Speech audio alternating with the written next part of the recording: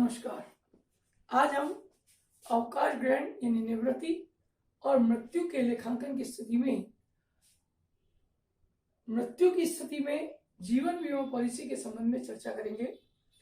जैसा कि निवृत्ति के समय भी जीवन बीमा पॉलिसी का लेखांकन किया जाता है।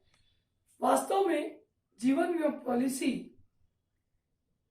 अनहोनी घटना घटने के कारण फर्म को होने वाली जो समस्याएं होती हैं आर्थिक रूप से, उनको पूरा करने के लिए हम जीवन बीमा पॉलिसियां कराते हैं। ये जीवन बीमा पॉलिसी फर्म द्वारा कराई जाती है। मृत्यु की स्थिति में पॉलिसी के संबंध में दो स्थितियां हैं। नंबर 1 पृथक पृथक पॉलिसी, नंबर 2 संयुक्त पॉलिसी। पृथक पृथक पॉलिसी की स्थिति में प्रत्येक साझेदार का बीमा फर्म द्वारा अलग अलग कराया जाता है। अर्थात जितने साझेदार होते हैं उन सभी साझेदारों को अलग अलग बीमा उनके लाभों या पूंजी के आधार पर निर्धारित करके और फर्म द्वारा उसका प्रीमियम चुकाया जाता है। जब फर्म प्रीमियम चुकाती है तो इसका मतलब है कि अनहोनी घटने पर, समस्या आने पर बीमा कंपनी द्वारा फर्म को ही राशि प्रदान की जाती है। इस स्थिति में जब पृथक पॉलिसी कराई जाती है तो जिस साझेदार की वास्तव में मृत्यु होती है उस साझेदार की पॉलिसी का संपूर्ण राशि प्राप्त हो जाती है तथा शेष साझेदारों की पॉलिसी का समर्पण मूल्य, अर्थात वह मूल्य जो बीमा कंपनी से बीमा पॉलिसी कैंसिल कराने पर प्राप्त हो सकती है, उसे हम समर्पण मूल्य कहते हैं। तो वह राशि ज्ञात कर निर्धारित की जाती है। मृत साझेदार की पॉलिसी का संपूर्ण राशि बीमा कंपनी से प्राप्त हो जाती है और शेष साझेदारों का समर्पण मूल्य ज्ञात किया जाता है। इन राशियों के आधार पर लेखांकन प्रविष्टि की जाती है। पृथक पॉलिसी की स्थिति में सभी साझेदारों के लिए बीमा प्रीमियम फर्म द्वारा चुकाया जाता है। उस स्थिति में लेखांकन प्रविष्टि insurance premium account debit to कैशिया बैंक। इसके पश्चात बीमा किस्त जो चुकाई जाती है पूरे साल, उसे वर्ष के अंत में लाभानी खाते से चार्ज किया जाता है, जिसके लिए profit and loss account debit to insurance premium प्रविष्टि की जाती है। ये दोनों प्रविष्टियां प्रति वर्ष चलती रहती है जब तक किसी साझेदार की कोई मृत्यु नहीं होती, कोई घटना नहीं घटती, आकस्मिक घटना घटे, मृत्यु साझेदार की, उस स्थिति में तक ये दो प्रविष्टि ही की जाती है। उसके बाद जब साझेदार की मृत्यु हो तो उस वर्ष इंश्योरेंस प्रीमियम तो चुकाया ही जाता है, जिसके संबंध में पूर्व की तरह ही insurance premium account debit to bank लेखा प्रविष्टि की जाती है तथा मृत्यु होने पर दावा किया जाता है।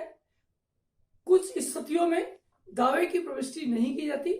जब सीधा प्रश्न में कह दिया जाए कि बीमा कंपनी से राशि प्राप्त हुई, मृत्यु हुई और उसी तारीख को राशि प्राप्त हुई, तो दावे की एंट्री की कोई आवश्यकता नहीं होती। अन्यथा दावा करने पर insurance company account debit to death partner capital account, जो साझेदार मरा है death partner life policy account से, क्योंकि जो साझेदार मरा है केवल उसकी पॉलिसी का पैसा ही बीमा कंपनी से लेना होता है। राशि प्राप्त होने पर कैश या bank account debit to insurance company. इसके पश्चात मृत साझेदार की पॉलिसी की जो राशि प्राप्त हुई है वह तथा शेष साझेदार जो रिमेनिंग पार्टनर्स है उनका सरेंडर पॉलिसी की राशि से हम लेखा प्रविष्टि करेंगे। Death partner life policy account debit, remaining partners capital account debit to all partners capital account. ठीक इसी प्रकार जब संयुक्त पॉलिसी की बात आती है, जॉइंट लाइफ पॉलिसी की बात आती है, अर्थात सभी साझेदारों के लिए एक पॉलिसी ली जाती है। ऐसी स्थिति में किसी भी एक साझेदार की मृत्यु होने पर बीमा कंपनी संपूर्ण राशि चुका देती है और जैसे ही बीमा कंपनी राशि चुकाती है, संपूर्ण बीमा पॉलिसी प्राप्त होने पर जॉइंट लाइफ पॉलिसी अपने आप ही बंद हो जाती है। यहाँ ध्यान रखना है कि संयुक्त पॉलिसी की स्थिति में यहाँ जब चुकाए गए प्रीमियम को व्यापारिक व्यय माना जाए, नंबर 2 चुकाए गए प्रीमियम को विनियोग माना जाए, नंबर 3 चुकाए गए प्रीमियम को विनियोग मानने के साथ साथ संचय का निर्माण किया जाए। ये 3 परिस्थितियों के आधार पर लेखांकन किया जाता है। पहली परिस्थिति के अनुसार जो लेखा प्रविष्टियां की जाती है उनमें ये ध्यान रखना चाहिए कि ये व्यापारिक व्यय माना जाए तो जितने की किस्त चुकाई जाती है उतने रुपए को ही वर्ष के अंत में प्रॉफिट एंड लॉस अकाउंट से चार्ज किया जाता है। किस्त चुकाने पर insurance premium account debit to कैशिया बैंक, उसके बाद लाभानी खाते से चार्ज करने पर profit and loss account debit to insurance premium. ये दोनों प्रविष्टियां प्रतिवर्ष चलती रहती है जब तक इस साझेदार की मृत्यु नहीं होती। जैसे ही किसी साझेदार की मृत्यु होती है या मृत्यु वाले वर्ष में किस्त चुकाने की एंट्री पूर्व की तरह ही insurance premium account debit to कैशिया बैंक, उसके पश्चात में दावा करने पर insurance company account debit to joint life policy, बीमे की राशि प्राप्त होने पर कंपनी से कैशिया bank account debit to insurance company. अब हम इस जॉइंट लाइफ पॉलिसी खाते को, जॉइंट लाइफ पॉलिसी की जो राशि प्राप्त हुई उस राशि को अपलिखित करेंगे। उसके लिए जो इंश्योरेंस प्रीमियम की किस्त चुकाई गई थी उसे भी इसी से चार्ज किया जाता है। तो joint life policy account debit to insurance premium और to all partners capital account लेखा प्रविष्टि की जाती है।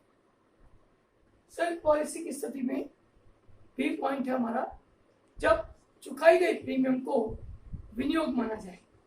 विनियोग उस स्थिति में माना जाता है कि जब बीमा कंपनी हमें कुछ पैसा वापस लौटाने को तैयार हो। बीमा अवधि में बीमा कंपनी द्वारा बीमा पॉलिसी रद्द कराने पर जो पैसा मिलता है उसे हम समर्पण मूल्य कहते हैं। और जब प्रश्न में समर्पण मूल्य दे रखा हो तो ऐसी स्थिति में हमें ये मानना चाहिए कि हमने पॉलिसी प्रीमियम को एक प्रकार से विनियोग माना है। इस स्थिति में प्रीमियम की राशि चुकाने पर joint life policy account debit to कैशिया बैंक और उसे उस राशि में से अर्थात प्रीमियम की राशि में से समर्पण मूल्य को छोड़कर शेष राशि को पीएनएल से चार्ज किया जाता है। अर्थात जैसे मैंने 5,000 रुपये प्रीमियम चुकाया और उसमें से 1,000 रुपये अगर मुझे रिटर्न मिल सकते हैं तो शेष 4,000 रुपये को हम प्रॉफिट एंड लॉस अकाउंट से चार्ज करेंगे। 1,000 रुपया विनियोग मूल्य माना जाएगा। ऐसी स्थिति में पीएनएल से चार्ज करने पर profit and loss account debit to joint life policy account. मृत्यु वाले वर्ष में इस प्रकार से उपरोक्त एंट्रियां दोनों चलती रहेंगी और जिस वर्ष में किसी साझेदार की मृत्यु होती है उस वर्ष में भी किस्त चुकाने पर joint life policy account debit to कैशिया बैंक, उसके पश्चात जैसे ही मृत्यु होती है दावा किया जाएगा। दावा करने पर insurance company account debit to joint life policy, बीमा कंपनी से राशि प्राप्त होने पर कैशिया bank account debit to insurance company तथा जॉइंट लाइफ पॉलिसी खाते के शेष को हम सभी साझेदारों में डिस्ट्रीब्यूट कर देते हैं, बांट देते हैं। तो ऐसी स्थिति में joint life policy account debit to all partners capital account entry की जाती है। इस स्थिति में नंबर 3 सी पोजीशन, चुकाई गई प्रीमियम को विनियोग माना जाए और संचय का निर्माण भी किया जाए। अर्थात हम ये मानते हैं कि जितनी राशि का हमने प्रीमियम चुकाया है उतनी राशि का ही हम एक जॉइंट लाइफ पॉलिसी रिजर्व भी बनाते हैं। जब जॉइंट लाइफ पॉलिसी रिजर्व बना जाता है तो उस स्थिति में जॉइंट लाइफ पॉलिसी खाते की राशि जो अब तक प्रॉफिट एंड लॉस अकाउंट से चार्ज होती थी वो अब जॉइंट लाइफ पॉलिसी रिजर्व से चार्ज की जाती है। इस स्थिति में मुख्य रूप से 2 खाते बनाना जरूरी है। Number 1 joint life policy account और number 2 joint life policy reserve account. जबकि पूर्व वाले परिस्थिति जिसमें विनियोग माना जाता है उस स्थिति में केवल जॉइंट लाइफ पॉलिसी अकाउंट ही बनाया जाता है। जब प्रीमियम चुकाया जाता है तो यहाँ भी पूर्व की तरह joint life policy account debit to कैशिया बैंक। अब समर्पण मूल्य को जिसे हमने विनियोग माना था उस विनियोग की राशि को चार्ज करने से पहले हम चुकाई गई प्रीमियम के बराबर जितने रुपए की वर्ष में प्रीमियम चुकाते हैं उतने ही राशि का वर्ष के अंत में हम संचय बनाते हैं लाभानी खाते से profit and loss account debit to joint life policy reserve account. अब समर्पण मूल्य की राशि को छोड़कर शेष राशि जो पहले पीएनएल से लेते थे अब रिजर्व से चार्ज करेंगे। Joint life policy reserve account debit to joint life policy account. ये 3 प्रविष्टियां प्रतिवर्ष चलती रहती है। यदि समर्पण मूल्य नहीं हो किसी वर्ष तो इसका अर्थ है कि संपूर्ण राशि को रिजर्व से ही चार्ज करना है। अब मृत्यु वाले वर्ष में भी किस्त चुकाई जाती है। तो joint life policy account debit to कैशिया बैंक। हाँ, मृत्यु वाले वर्ष में, चूंकि मृत्यु वर्ष के मध्य में होती है, अतः हम वर्ष के अंत तक का इंतजार नहीं करते, रिजर्व बनाने की आवश्यकता नहीं है, बल्कि दावा करने पर दावा के लिए insurance company account debit to joint life policy, और अब तक के संचय को, जो संचय हुआ है, उस संचय की राशि को जॉइंट लाइफ पॉलिसी खाते में ही स्थानांतरित कर दिया जाता है। बीमा कंपनी से राशि प्राप्त होने पर कैश या bank account debit to insurance company. Joint life policy reserve को ट्रांसफर करने पर joint life policy reserve account debit to joint life policy. Last में हम जॉइंट लाइफ पॉलिसी खाते को बंद करेंगे, अर्थात उस खाते के शेष को सभी साझेदारों में डिस्ट्रीब्यूट कर दिया जाएगा। तो ऐसी स्थिति में joint life policy account debit to all partners capital account देने का प्रवृत्ति की जाती है।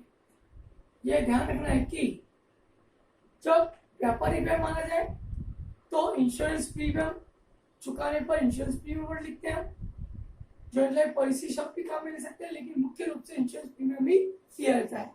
लेकिन मृत्यु वाली स्थिति में, जब मृत्यु वाला वर्ष हो, तो राशि प्राप्त होने पर joint life policy word use किया जाता है, जबकि विनियोग मानने पर जॉइंट लाइफ पॉलिसी अकाउंट शुरू से ही खोल लिया जाता है और लास्ट में बंद किया जाता है, और संचय का निर्माण करने पर एक जॉइंट लाइफ पॉलिसी अकाउंट और एक joint life policy reserve account बनाया